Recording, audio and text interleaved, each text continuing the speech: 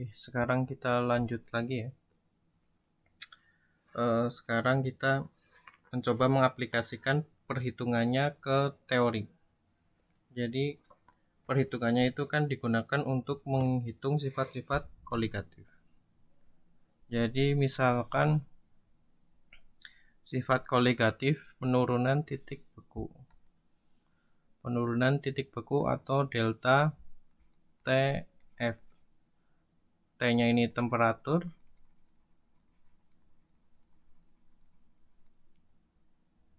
F-nya ini adalah freeze.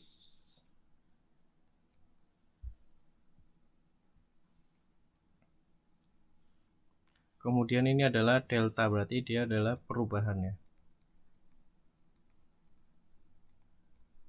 Kayaknya double.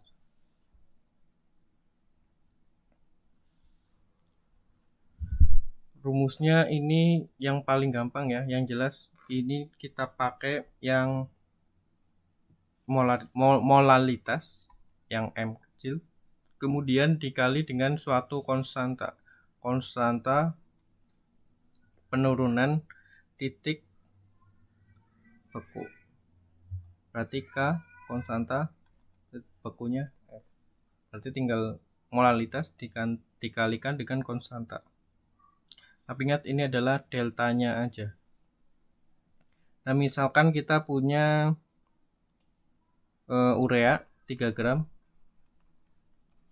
Urea kemudian dilarutkan ke air 200 gram.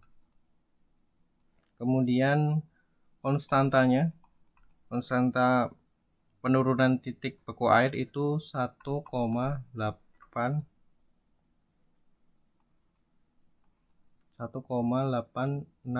derajat per molal. Nah, berarti kita hitung dulu ini molalnya berapa. Caranya tadi adalah gram 3 per mr. mr-nya ini 60 ya. 60 gram per mol. 3 gram per 60 gram per mol dikali 1000, pelarutnya 200 ya, 200 gram. Ini sama dengan coret 5. Kemudian ini setengah, berarti 0,5 ya. Ini 0,5. 0,05.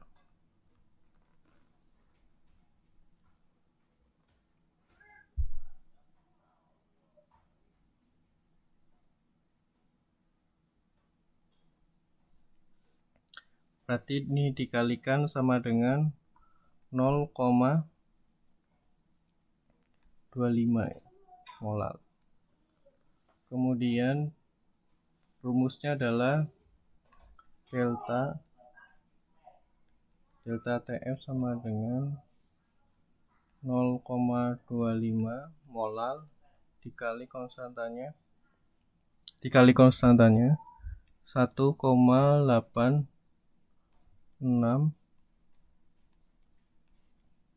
per molar. Nah, ini kalau dikalikan hasilnya sekitar 0,465. Dicek lagi, soalnya ini saya ngikutin yang di buku aja,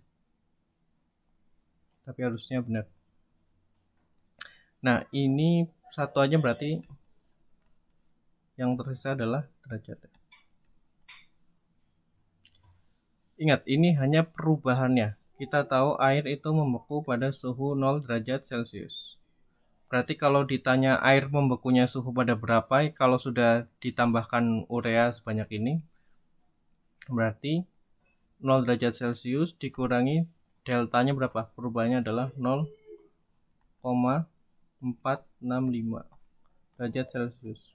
Berarti airnya akan membeku pada suhu minus 0,465 derajat Celcius. Karena 0 dikurangi suatu bilangan kan hasilnya minus bilangan itu. Oke, itu untuk yang penurunan titik beku. Oke, sekarang kita lanjut lagi. Sekarang untuk yang kenaikan titik didih. Jadi misalkan ada sukrosa sebanyak 3,42 gram.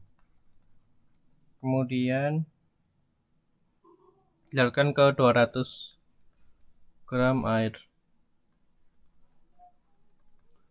Terus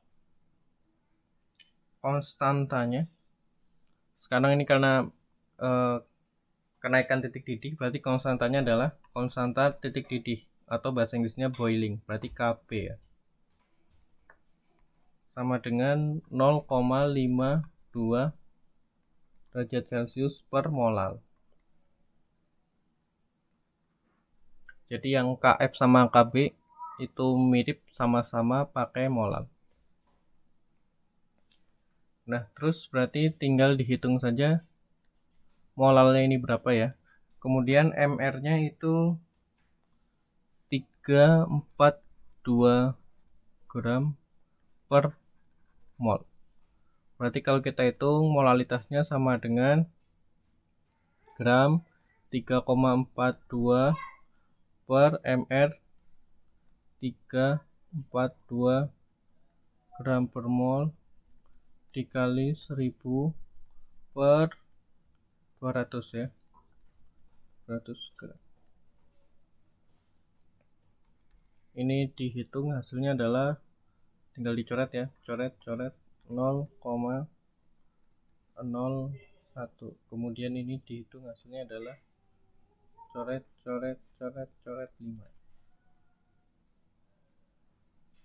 5 berarti kalau dikalikan 0,05 molal. Berarti perubahannya kayak tadi ya, delta temperatur, kemudian ini boiling pakai B, sama dengan 0,05 molal dikali dengan 0,52 derajat Celcius per molal. Ini sama dengan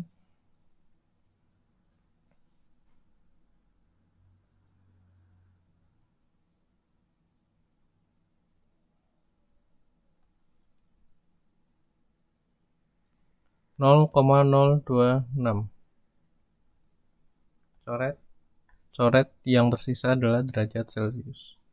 Ingat, ini adalah delta perubahan, dan kita tahu air itu mendidih pada suhu 100 ya, 100 derajat Celcius pada keadaan normal. Kemudian ketika ditambahkan urea sebanyak 3,42 gram dan airnya cuma 200 ya, itu akan terjadi perubahan delta sebesar 0,026 derajat Celcius. Berarti ini ditambah. Karena ini adalah kenaikan titik didih. Berarti ya naik. Kalau yang tadi freezingnya itu turun. Kalau boilingnya naik. Ditambah 0,026 derajat Celcius. Ya ini udah bisa ngitung sendiri. Oke, kayaknya untuk sekarang itu 2 video aja. Yang pertemuan selanjutnya berarti kita akan bahas yang tekanan uap, perubahan tekanan uap, penurunan ya. Kemudian sama apa tuh namanya? Ini osmosis ya, tekanan osmosis.